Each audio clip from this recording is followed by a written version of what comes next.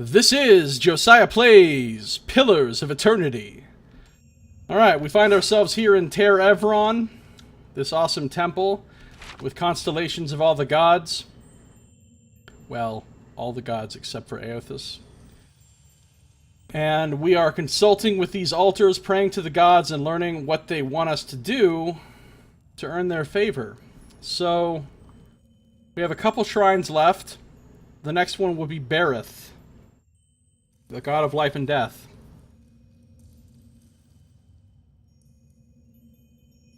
In the glittering stars of the nearby constellation, you see the grim shape of a skull. Its jaws are open wide as if frozen in a silent scream.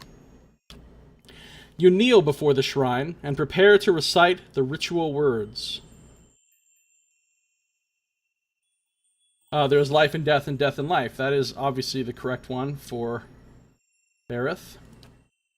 There is a rippling shift in the air around you, as if some unfelt wind has changed, bringing unexpected warmth. You feel the peculiar weight of an unseen presence and of eyes upon you. You kneel and pray to Berith.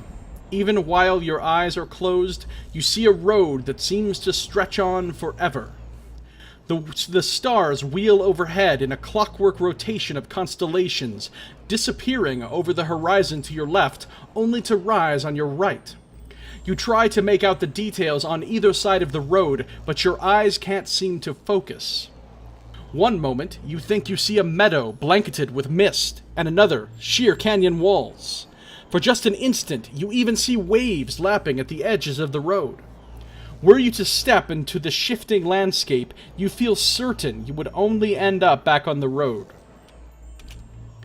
You know this is a vision, but the packed dirt feels firm beneath your feet, and the night air cool on your face.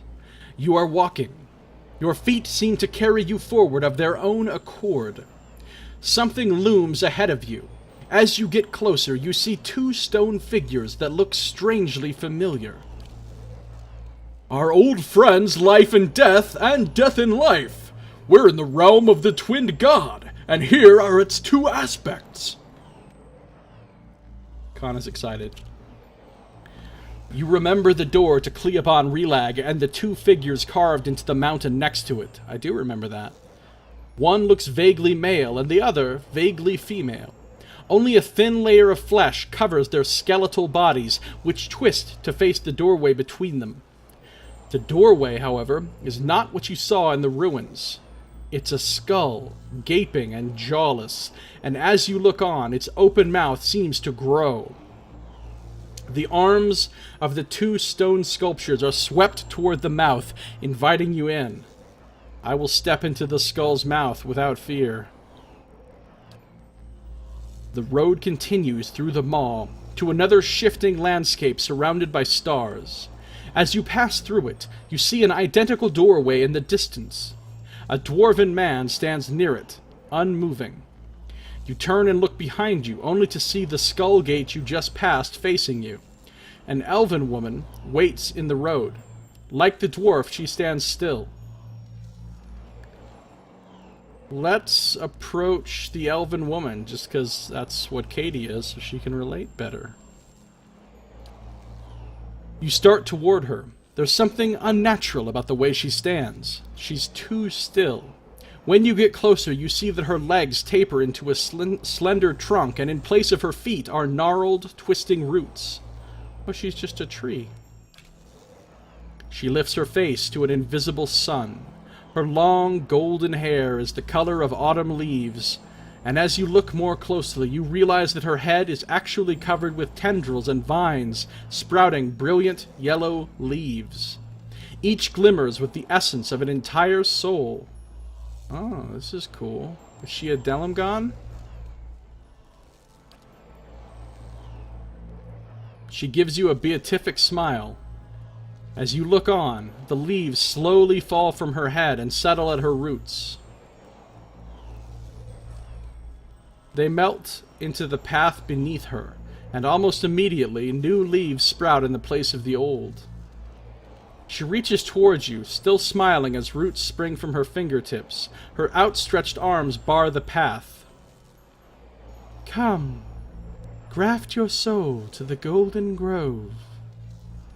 So, is this like a choice? The dwarf must have been allied with the Ethic Null, because that's like the two different orders of druids, and they're like opposites of each other. So it's like a choice between Ethic Null and Golden Grove here. Well, I don't want to turn and run. I don't want to attack her. So I guess I'm going to take her hand.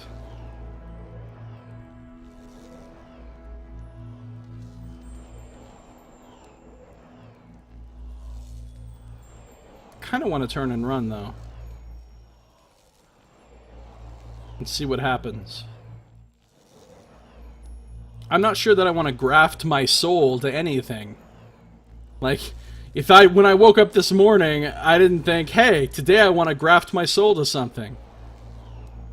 If you look at my list of things I want to do before I die, you will not find graft my soul on that list. Not even if you go way, way down the list.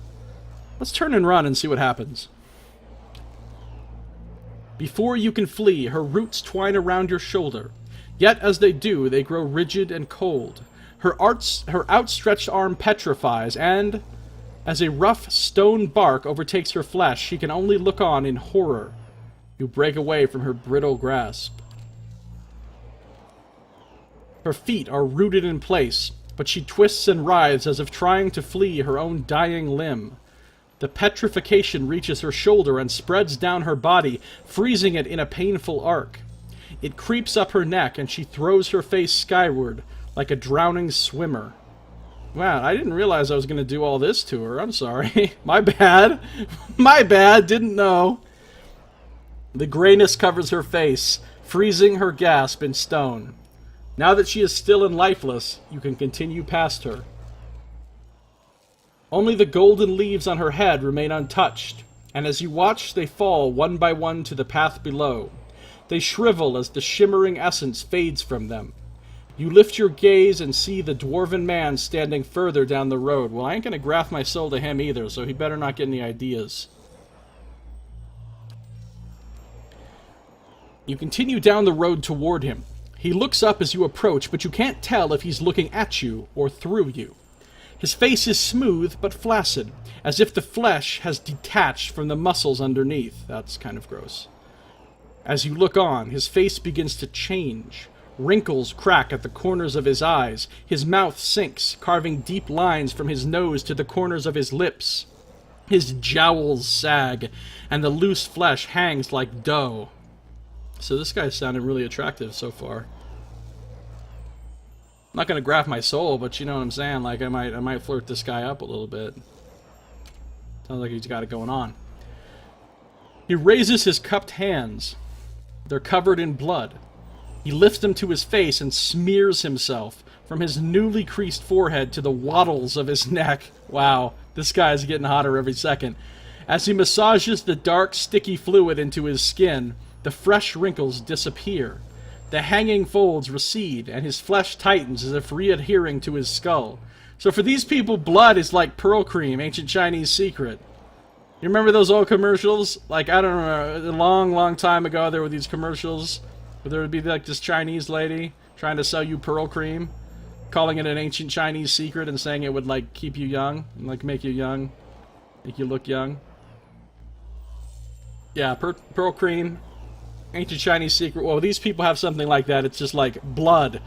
Blood smear. Ancient druid secret. He lifts his head, and this time you know he's looking at you.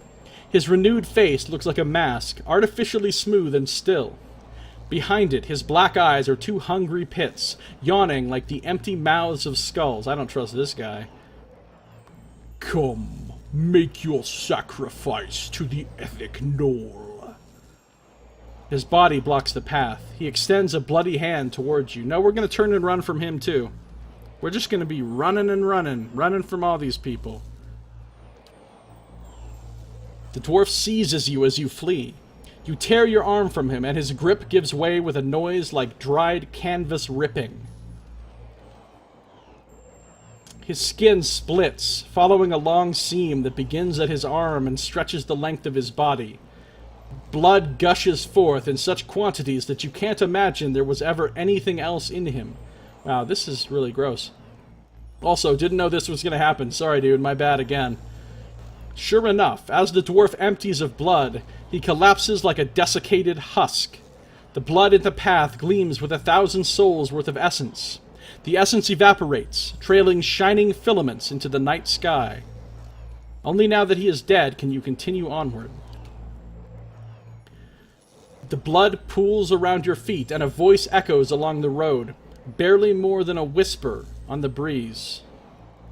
Return them to the wheel.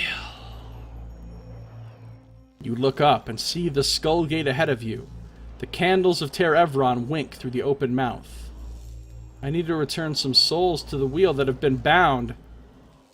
Oh yeah, everything the Ethic Null does is not good, because they bind the souls into the stuff that they use to make the war paint and everything with. What does that do to the people in their, like, reincarnation? Apparently it's not good. Bareth ain't having it. A new quest, a Servant of Death. Oh, I have to kill. Bareth tires of mortals evading the natural cycle of death and rebirth.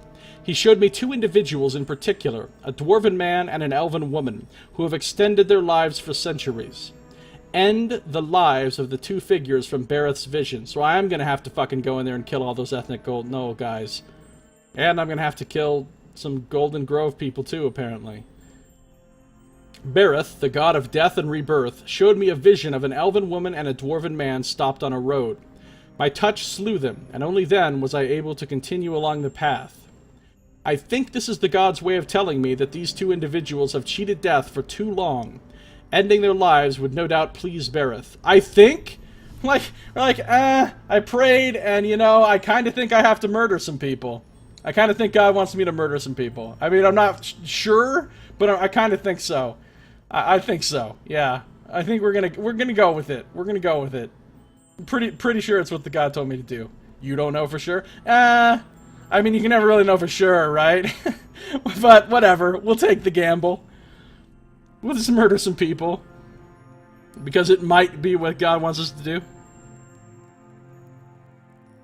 The dwarf in the vision had an eerily ageless face, and he seemed to renew himself with the blood of others. He said something about the Ethic Null. When I learn who, or what, this is, he will no doubt be nearby. The elven woman was strangely tree-like in the vision. She mentioned a place called the Golden Grove. The druids of the Golden Grove told me that High Ovate Erona often ventures to Elmshore in search of remedies to prolong her life. I suspect that Erona is the elven woman from the vision. Oh, wow. Do I really have to kill both of them? That's pretty cray. Council of Stars Addendum. Bareth gave me a vision of a dwarf and an elf on an eerie road. Both perished at my touch. Alright, so we've got to kill these 2. Find Noonfrost. Travel to the Stone Maw. So far, those are the things that God wants us to do. I think. And there's one left. There's one left. And that would be Hylia. Oops, I didn't really need to do all that, but okay. I don't think anything bad's going to happen. I don't think anything's going to spawn and attack us. These all seem to be pretty peaceful situations here. This is really cool with the spinning stars and the light crystal and all the constellations. Pretty awesome. This is not what I was expecting from this place. I thought it was going to be like a dungeon. I thought I was going to come in here and go through like multiple levels of this tower having to fight stuff and stuff. But this is really cool. I like this a lot. Alright, let's do the Hylia thing.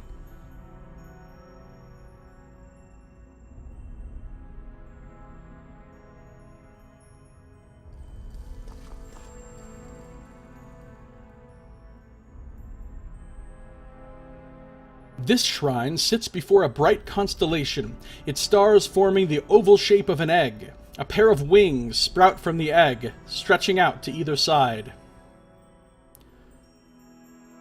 Pray to Hylia. Let's do it. You step before the shrine and prepare to recite the ritual words. Hers would be Live Every Note of Life's Song. That's the one for Hylia. Your words seem to ring in the air, your voice rendered melodic and lilting by some unseen art. I wonder if you say the wrong thing on these, if maybe enemies spawn and attack you, like spirits or something. Probably not, but it could be. They're all super easy, though. Having just read all those books, obviously these are all like super obvious which one goes for which god. Here we go, back to the Pillars of Eternity, and the swirling business here in the middle, whatever that is. Soul essence whirling around us. You shut your eyes to pray. As you wait in darkness, the world around you changes. You feel sunlight, bright and warm, on your face. A light breeze carries music to your ears. As vivid as these sensations feel, you somehow know they are not real. You look around and find yourself standing in an open-air temple built on a mountain summit. It's filled with elves, orlans, and assorted other kith. Ringing the entire scene is a fringe of trees, their verdant branches filled with birds of all different colors, shapes, and sizes. So this would be a Hylian temple. Sounds cool.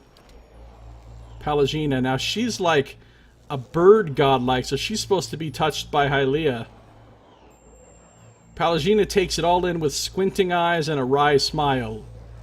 And I'm supposed to feel at home here. Really? Everyone is singularly absorbed in a particular pursuit. An Orlan sits with a canvas, a paintbrush in his hand, and jars of green, blue, and yellow pigments at his feet. An elf and an Amawa standing to the side are locked in conversation, their expressions dancing with delight. Still others scribble stanzas of poetry or crude sketches on sheafs of paper, losing themselves in the delicate minutiae of lines and syllables. You feel the breeze again, and two elves basking in the sunlight shiver. Kana, once again, he's had a lot to say in here. Look at this place! All these people coming together to share their creations and... Kana frowns. What on earth is that painting supposed to be? The largest group gathers in the middle of the temple. They sing a lush, chaotic harmony composed of several complementary melodies.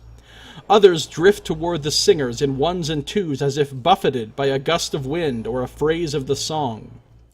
A ripple passes through the trees. You think it's the wind, but the chirping changes to screeching. Hundreds of birds take to the skies, all headed in one direction. Away. Uh-oh, something's going wrong here. Trouble in paradise. The devotees glance at the trees, just barely distracted from their activities. But the wind picks up, scattering their pages of poetry and art, and ripping the songs from their lips. They look skyward, and you follow their gaze. A dark shape blots out the sun. You can't tell what it is, but as it unfolds and expands, it seems to fill the sky. The wind roars over the summit. Why do I get the feeling that this is yet another dragon that I'm going to have to deal with? That explains the birds. Before you can flee, a shadow falls over the temple. It begins as a stain in the corner and spreads, blotting out the flagstones. It reaches the nearest kith, a black-furred Orlan. The darkness swallows her, leaving only a puff of smoke in her place.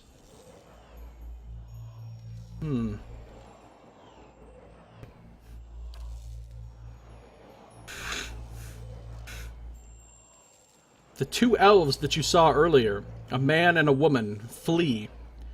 You get a brief image of them huddled in the shadow of a mountain.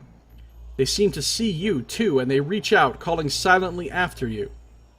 The others, however, seem frozen. As the shadow advances, they likewise vanish one by one. The driving gale scatters their ashes and the charred remains of their creations. The grieving mother holds her head. Songs of joy turn to screams of agony. What purpose, what lesson could possibly lie behind such destruction? You look up again at the source of the shadow, but the eclipsed sun forms a blinding corona around the thing. You can't make out any details. You can, however, feel heat. Restore my temple. You look down and find yourself standing next to Hylia's shrine in Ter Evron. Your pulse still races and your skin is damp with sweat from your strange encounter. So we got another quest, the nest above the clouds, travel to Hylia's temple. A menace roosts in Hylia's temple, and it has scattered her worshippers. I've been tasked with facing this threat. Travel to Hylia's temple. In the mountains above Twin Elms, something sinister haunts Hylia's temple. I've been asked to confront this terror and putting an end to it. In the goddess's vision, I saw her followers terrorized and struck down by a terrible menace. Presumably, removing that threat will earn me her favor. The vision showed me a male and female elf who fled the mountaintop. Last I saw, they were hiding in a ring of stones, the ruin of an older temple in Twin Elms. If there's a district of the city with other temples, I may be able to find the elves there. They could show me the way to Hylia's temple. Alright, cool. We've got a lot of temples and stuff to find. Council of Stars. Hylia revealed a mountaintop temple beset by a terrible menace. I have a feeling it's going to be another dragon. That's what I have that feeling. Alright. Stand once more before the shrine of Hylia. The stars of her constellation seem to glitter all the brighter. So, I now have 4 new quests, essentially, that I need to do. I don't think there's anything else I can do inside here. I read all the books. I looted the thing from here. I messed with each of the things. Why doesn't Magron and Abaddon and Skane and Andra get things? Why don't they get things? I don't know. I guess they don't, maybe they're not worshipped much here in this place. And the other ones are. I'm not sure. Anyway, this is pretty neat. We're journeying among the stars right now. Alright, I guess we're leaving. There's no other, exits out of this room or anything. If this is just it, it's one big round. Okay. Let's head out. I'm going to try talking to the sisters again and see if they have any new insight for me. The Delamgon sisters, since they're right here. And then we've got to decide where we want to go first, because we now have a lot of different things to do. A lot of different things.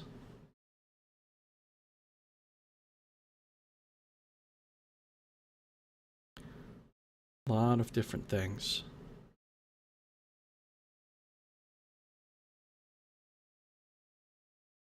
We've got 2 more districts of Twin Elms to explore, which a lot of our quests involve going to those 2 districts. And then we've got Old Song and Burial Isle. I've never set foot in either of them, and I think Old Song is where all the temples and stuff are that we need to find, and Burial Isle is where we need to go down in the way down in the hole, like the start of the wire. Way down in the hole. Northweald, we have several side quests in, and it looks like it's on its way to the Temple of Hylia. Well, why do I need to find somebody to tell me where the Temple of Hylia is? I can clearly see it right on my map, right there. So, looks like we can't go to Burial Isle directly. We have to go through Old Song, probably. So it looks, and we might not be able to go to Northweald directly. We might have to go through Old Song as well. Alright, let's quick save before doing anything, basically. And let's talk to the sisters again real fast. What do you wish to know? Alright, Until we meet again, old one. Nothing new there. Steady does it. Alright. Now, I could go straight in here to the Ethic Knoll and start fucking with them.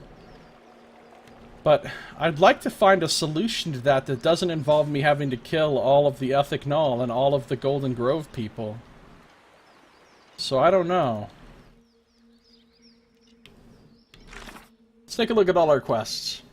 Travel to the Burial Isle. Earn Divine Favor. Travel to Hylia's Temple. End the lives of the two figures from the vision. Find Noonfrost. Travel to the Stone Maw. So I think travel to the Stone Maw, find Noonfrost, and travel to Hylia's Temple, or find these two elves. I think all three of those things involve going to Old Song. Okay? And the lives of the two figures involve going right here to Blood Sands and going to, they said Elmshore, right? Back to Elmshore, where the other one will be. Then we have these other side quests that I picked up here. Travel to the Northweald Wilderness, go to the Northweald Wilderness, and then we have to find a druid who knows more about the Autumn Stelgar, which I don't know if we have found said druid or not yet. This here is going to be in the Northweald also. This one for Sagani. And the Trials of Durance thing we can't really do until later on, apparently. Oh yeah, and we have a bounty also in the Northweald. And then that we're going to save and do later. Okay. So, it looks like I should go in here and talk to these Golden Grove people and see what they have to say now that I have a mission to kill their leader. Steady does it. Even the mightiest Stelgar will kill the weakest vermin when her cubs are threatened.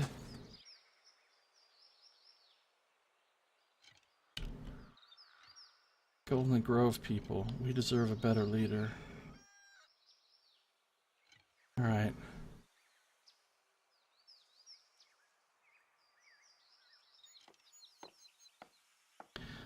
Bletha is one of the most skilled herbalists among us. Life is all around us, can you feel it? Let's talk to Bletha again. Isn't she the one that gave me the poison to use against the dude in the Warriors Hall or whatever? I can't remember how that played out because it was so long ago. Doesn't look like she has anything new to say. Good thing I'm freshly greased. Golden leaves flash and shine as they fall from the trees. What about this guy? Many blessings, traveler. Though his eyes are closed and his posture still, the man before you keeps his head aimed at you, as if carefully following your movements. Hail to you! May your time in the Golden Grove be enriching! See, he doesn't have anything new to say either. Hail, Estramor. We've already talked to him. Yeah, okay. Who else? Keeping an eye out. The bark feels warm. The roots almost seem to twine around your hand. Ovate's guards. Okay, hold on. Maybe this Isometric up here will tell us something interesting. Trust in Arona's stewardship, says an Ovate. We learn hidden truths from Weretha, not the gods.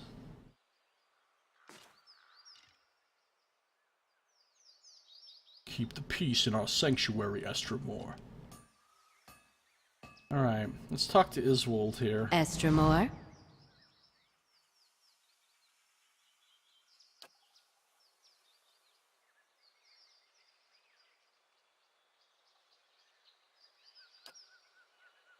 I mean, we've already read this, so that's why I'm not reading it again.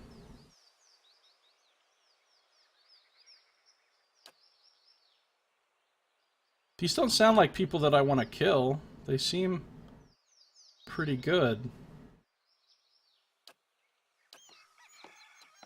Maybe I should go to Elmshore, though. Maybe I can just talk to this person and resolve this in some way that doesn't involve me murdering her. Or maybe I can't. It's hard to say.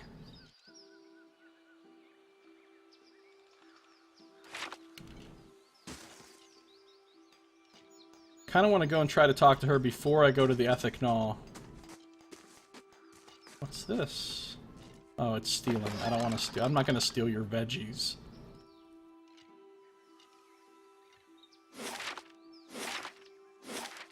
Alright, so from here, we can only go to Old Song. I mean, we can go any way we want that we've already been, but I mean, we can only go to Old Song. We can't go to Burial Isle or Northweald. So we are going to have to go through Old Song to get to Northweald, apparently. So maybe I should go to Elmshore first. Which one of it said something about talking to the people around town that would know about it or something?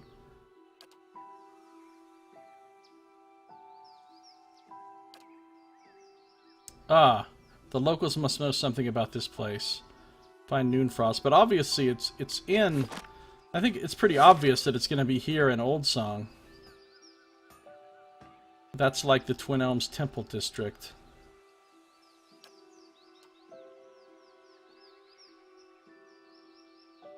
So, let's go to Elmshore, I guess. Nice 13-hour walk, no problem.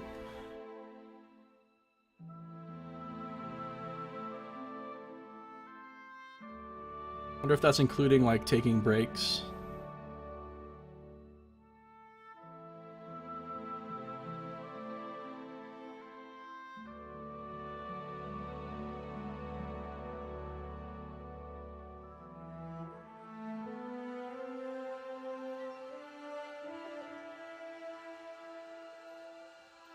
Dunreed's scion has arrived seeking employment. Oh? -2 prestige, +2... No, I don't want this guy. I thought all the Dunreed Row people were murdered anyway. Keeping quiet. Alright, so she's gonna be somewhere. Maybe this looks like a likely spot. Or over here by the arch. I don't know if this is gonna be just a straight-up fight. Like I show up and they're already hostile, but probably not. I'm assuming I can talk to her first. Elder Boar just chilling over here.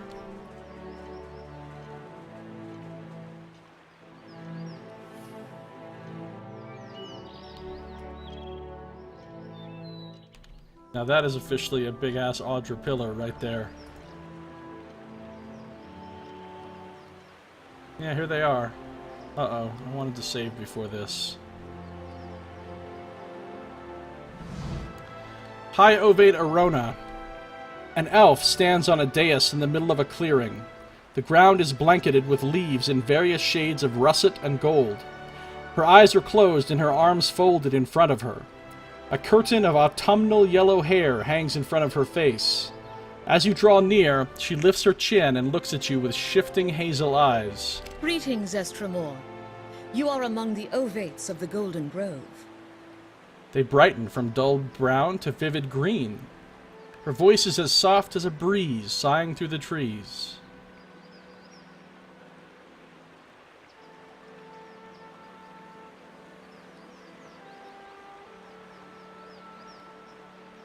And you are? High Ovate, an ancient elm among poles and saplings. We have taken root in the same soil, and the others grow in my shade.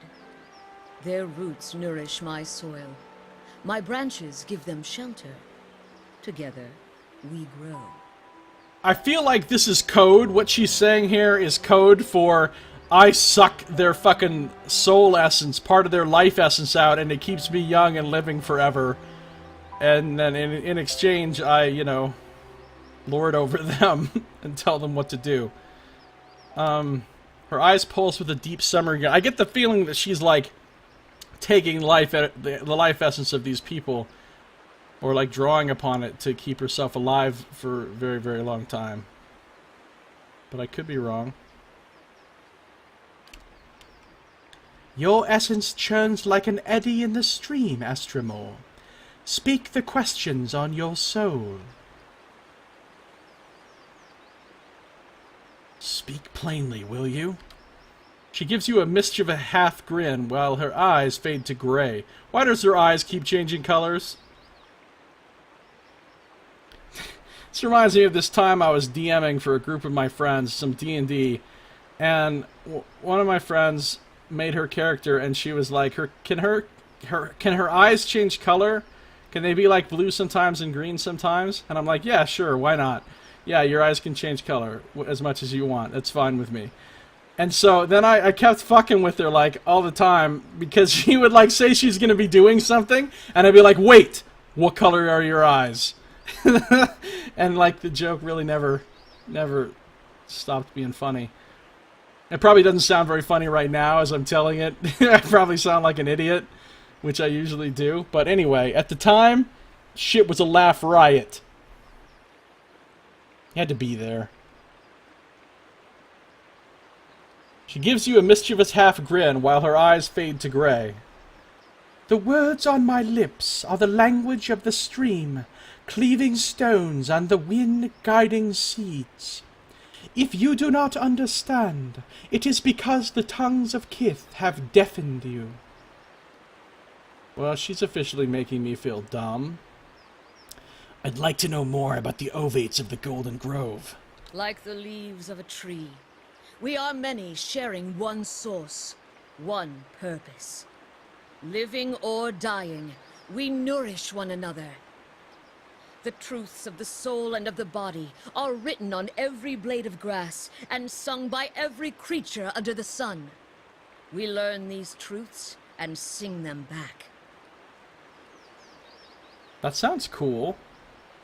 I like this cult so far a lot better than the Ethic Null. They're fucking creepy and weird.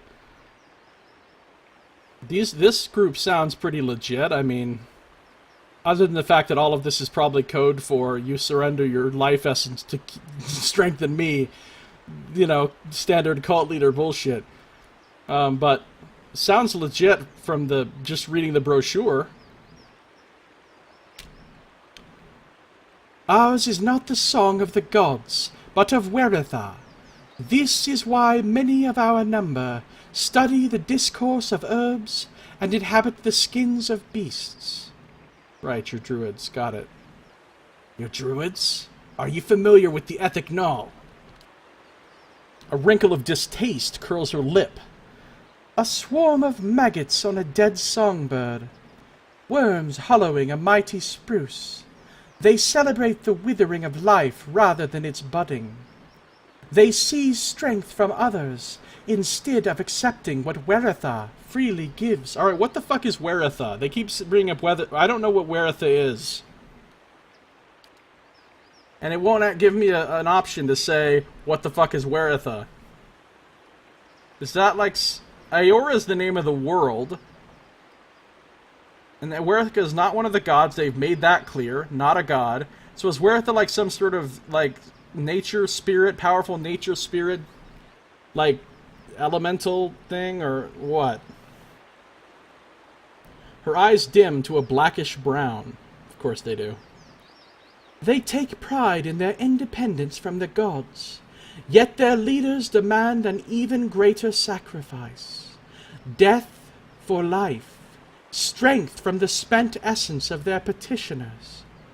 The Ethic Null offer another kind of servitude, and one to Kith whose souls have long since rotted.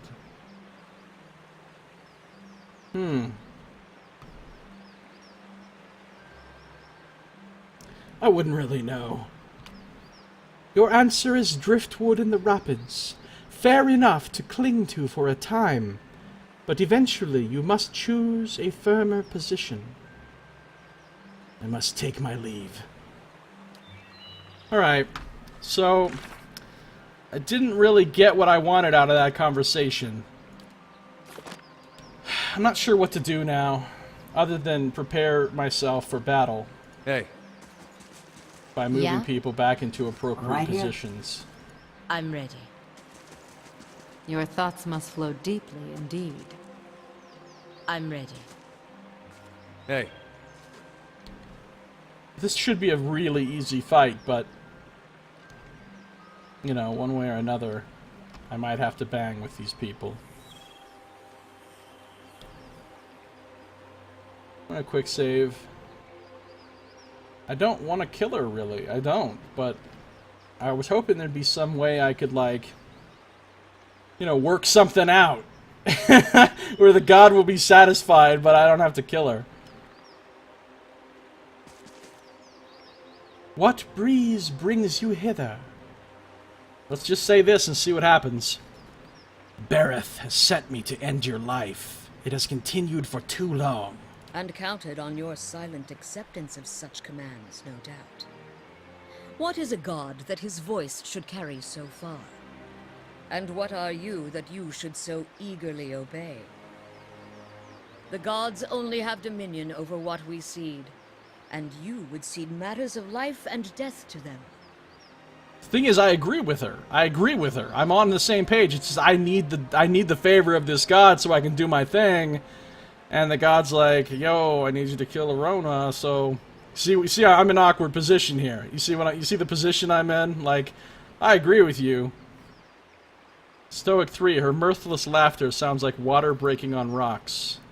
No, it doesn't. That's not what anybody's laughter sounds like. What color are your eyes right now, Arona? Alright. It's that or trust your neighbors. If you had any neighbors, you might think twice about that. Maybe I can talk through this. Are you any different? You've extended your life beyond its natural span. Through work and wisdom, the greater the tree, the more fruit it may yield. She nods at the ovates gathered in the clearing. They are vines, climbing an ancient elm into the sunlight. My growth sustains them. Should our harmony fall prey to a god's jealousy? No, actually, it shouldn't. But again, I gotta complete my quest one way or another. You know what I'm saying? Know what I'm saying? Like, I can feel however way I feel about what you're saying, but at the end of the day, my quest is getting completed, just so you know. As they say, the well of knowledge grows deeper by the season. Kana's voice is low and thoughtful. And we owe our elders respect. But if we're keeping to this metaphor, I think the gods make for older trees still. You got a point there, Kana. He's got a point. Yeah, I'm not going to say number 2. I don't believe in that. Fuck the gods. Number 3, though, is what I have to say, because it's just straight up a matter of practicality at this point. I need Bereth's aid, and this is what he's asked of me. She shakes her head. It is a shame. We could not come to an accord. Oh, that's it? Now we fight? Fuck. Apparently there's no talking our way out of this right now. Seriously? Hold up. Just give me a second. If this is the way it has to be, then this is the way it has to be. I understand, but I want to take one more crack at that conversation real quick.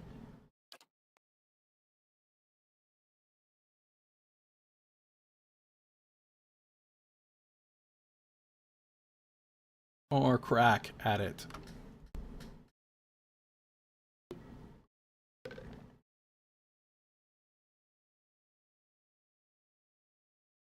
See if there was any way out.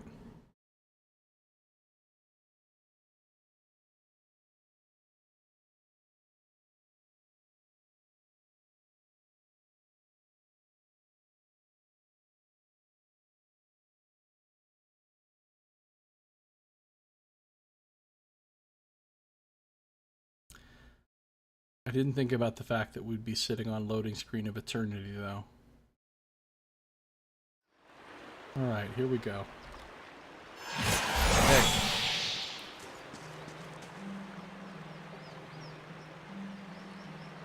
Let's try this again. Alright. Bereth has sent me to end your life.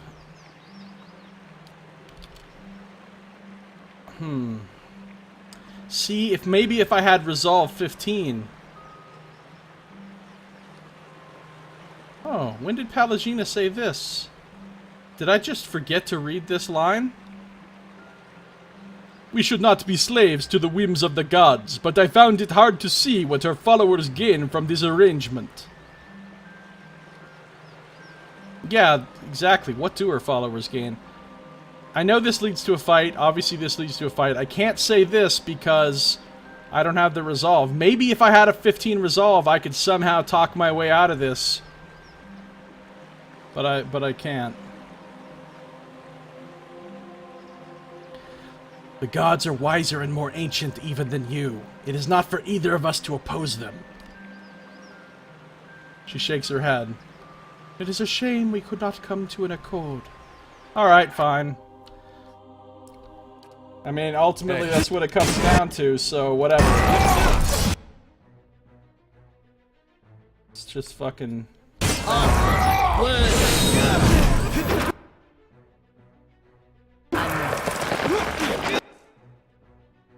Bring in the Ancient Forge! This is a really easy fight. I'm considering letting Adair solo these people.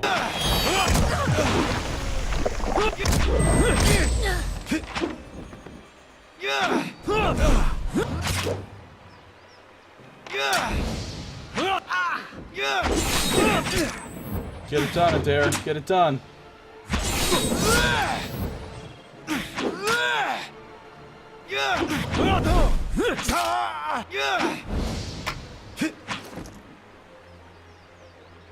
Three out of 5. You can do it, Adair. I believe in you. They can't fucking hit him.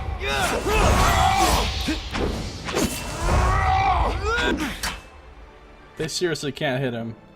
Their accuracy is 55! Okay, good luck with that, guys. Good luck with that, guys. It's gonna take him forever to kill these guys, though, so no, we're not gonna...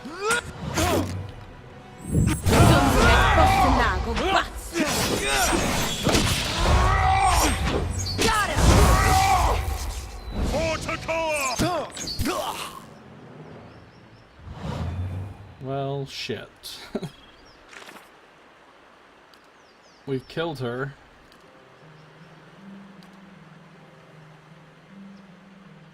The elf, High Ovate Arona, is now dead. Well, if I couldn't talk her out of it, I'm not going to be able to talk the Ethic Null guy out of it either. That's gonna lead to me having to kill a bunch of Ethic Null dudes, I have a feeling. Right. Steady does it. What can you do? Sometimes you just have to murder the leader of a peaceful group of nature philosophers.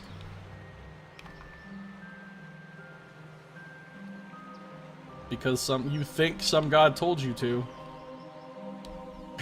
We've all been there. Alright, so let's go back to Elm's Reach and go to the Ethic Null people. And kill them. Because I don't think they're just gonna let me waltz out of there peacefully after I butcher this dude. I think every motherfucker in that place is gonna turn hostile.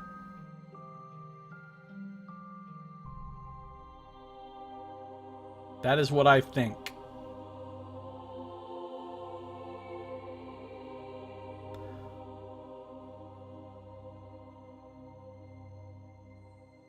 Loading screens. Alright.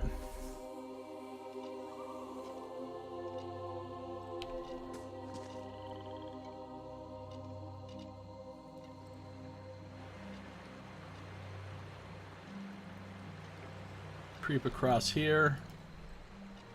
Creep in here.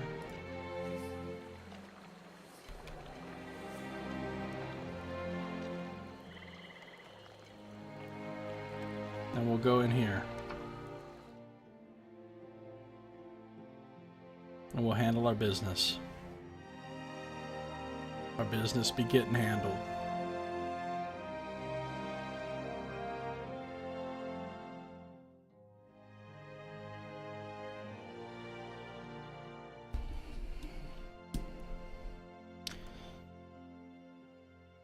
Standing over the body of High Ovate Arona saying, "Sorry, but I had a quest." Is this the guy? I have a feeling this is not the guy. I have a feeling it's the guy in here. The leader guy. Let's chat this guy up, though, and see what happens. Yeah. Nothing new here. Hello? Hello? You? I hope there wasn't some other side quest that I was going to get from these people, or involving these people, that now is not going to be able to be done because I'm about to butcher them all. That would be a bummer.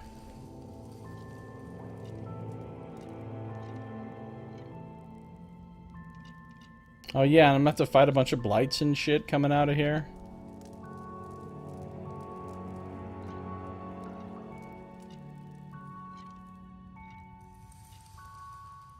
Secret treasure room.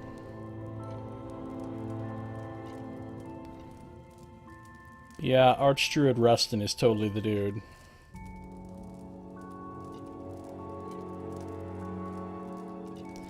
Alright, let's array ourselves. Your thoughts must flow deeply indeed. Your will, Watcher. Yes? Huh? Right here. I'm going. I'm ready.